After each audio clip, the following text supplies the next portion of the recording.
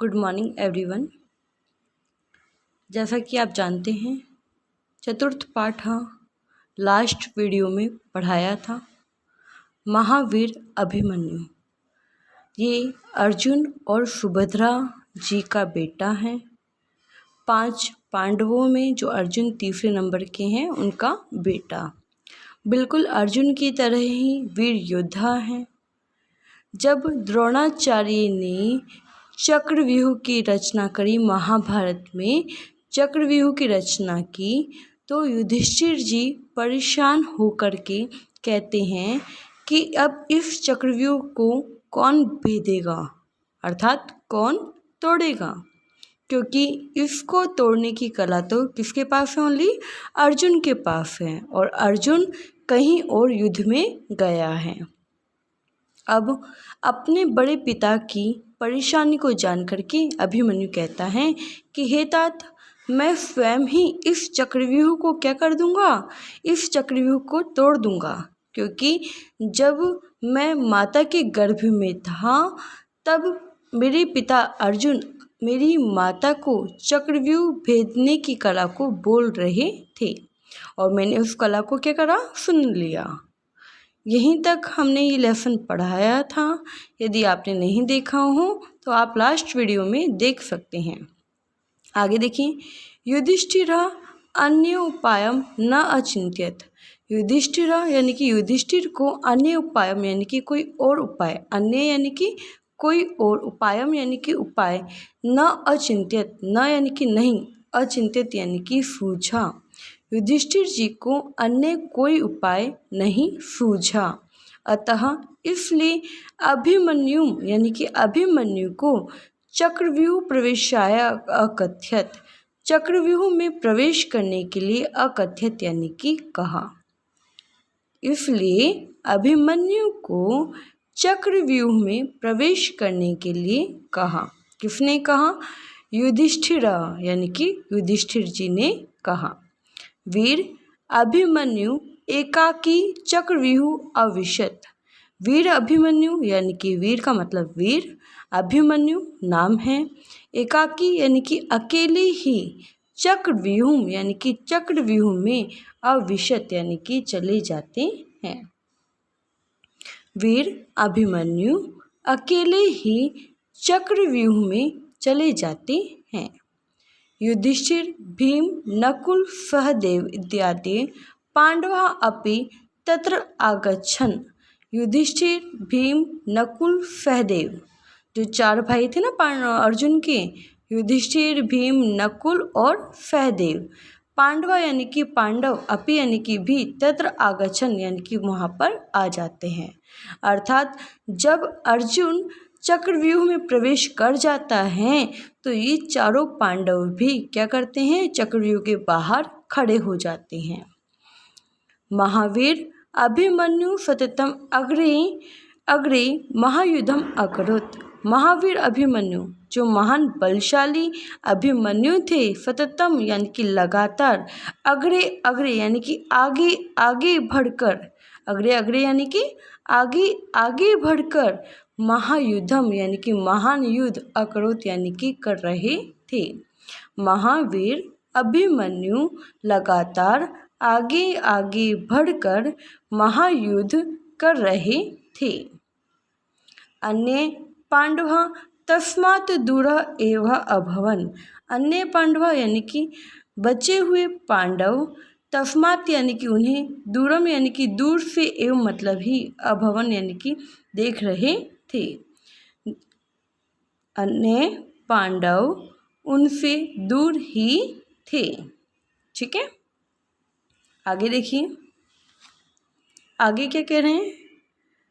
तदा युद्ध क्षेत्रे कौरव वीराः एकत्र एकलम अभिमन्यु एव अपश्यन्। तदा यानी कि तब, युद्ध क्षेत्र यानी कि युद्ध क्षेत्र में, कौरव वीराः यानी कि कौरव वीर, एकत्र यानी कि एकत्र यानी कि इकट्ठा होकर, अकेलम यानी कि अकेले, अभिमन्यु यानी कि अभिमन्यु को, एवं मतलब ही, अपश्यन् यानी कि देखा।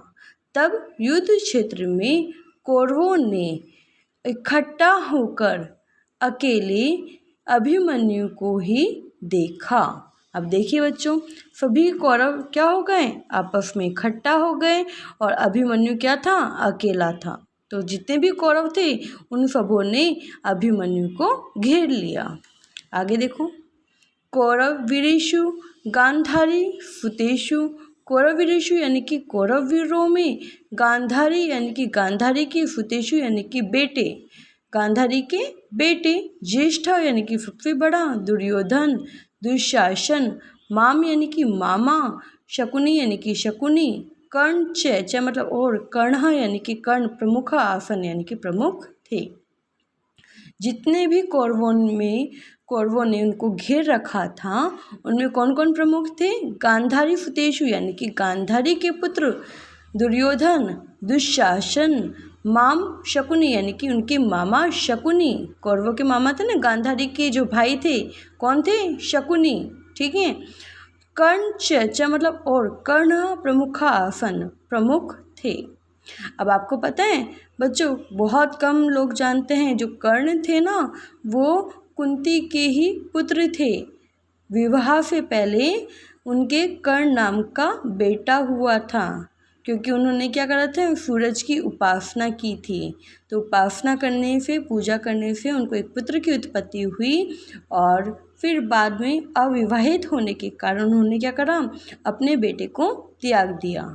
ठीक है, तो सबसे बड़े बेटे कुंती के कौन हैं, कर्ण हैं। ओके, शकुनी कर्ण च प्रमुख आसन, शकुनी और कर्ण प्रमुख थे। ते च मिलित्वा अभिमन्यु सह युद्धम अकुर्वन्। तेन च मतलब और, ते यानी कि वे सभी, मिलित्वा यानी कि मिलकर, वे सभी मिलकर अभिमन्यु ना यानी कि अभिमन्यु के, सह यानी कि साथ, युद्धम अकुर्वन् यानी कि युद्ध किया, और वे सभी मिलकर अभिमन्यु के साथ युद्ध किया। अनंतरम बाद में सह वीर गतिम अलभत, सह यानी कि वह, वीर गतिम यानी कि वीर गति को, अलभत यानी कि प्राप्त हुआ। बाद में वह वीर गति को प्राप्त हुआ। कौन, सह यानी कि अभिमन्यु। ठीक है, वह का अभिप्राय क्या है यहाँ पर, अभिमन्यु से है। अभिमन्यु तस्मात् कारणात् अमरः अभवत्।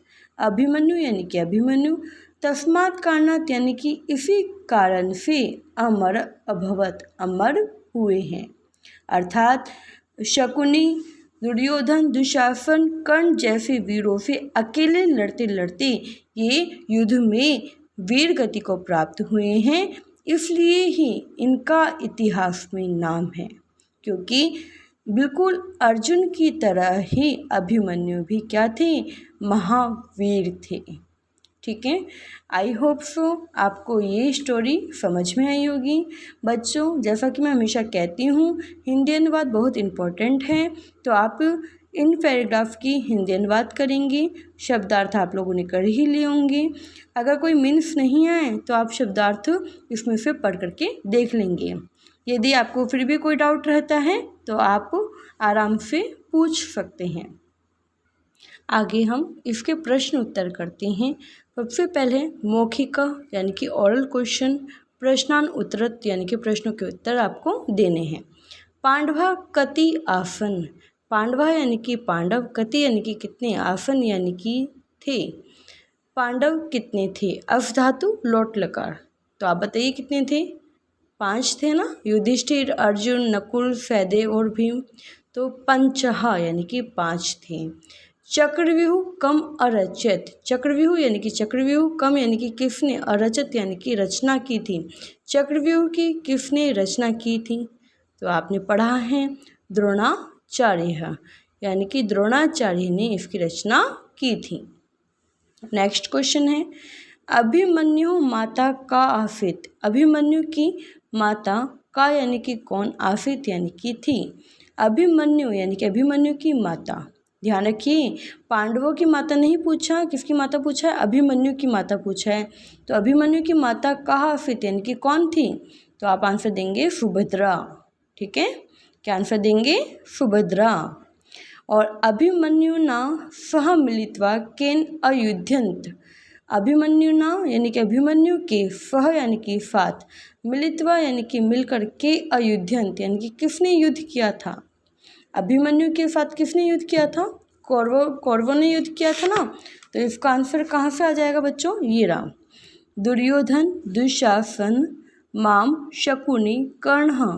ठीक है, सह युद्धम अकरन।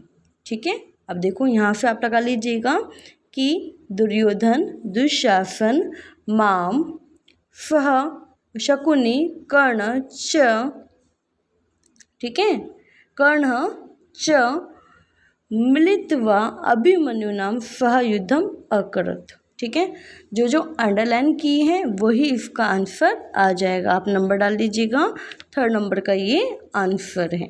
ठीक है, दोबारा से मैं रिपीट कर रही हूँ, दुर्योधन, दुशासन, माम, शकुनी, कर्ण च मिलित्वा अभिमन्युनाम सह युद्धम अकुर्वन्। ठीक है, दुर्योधन, दुशासन, माम, शकुनी यानी कि मामा शकुनी ने और कर्ण ने मिलकर अभिमन्यु के साथ युद्ध किया, सह यानी कि साथ। ठीक है, आज के लिए इतना ही। आप सभी हिंदी अनुवाद करेंगे और मौखिक प्रश्न अपनी संस्कृत पुस्तिका में लिखेंगे और याद करेंगे। धन्यवाद।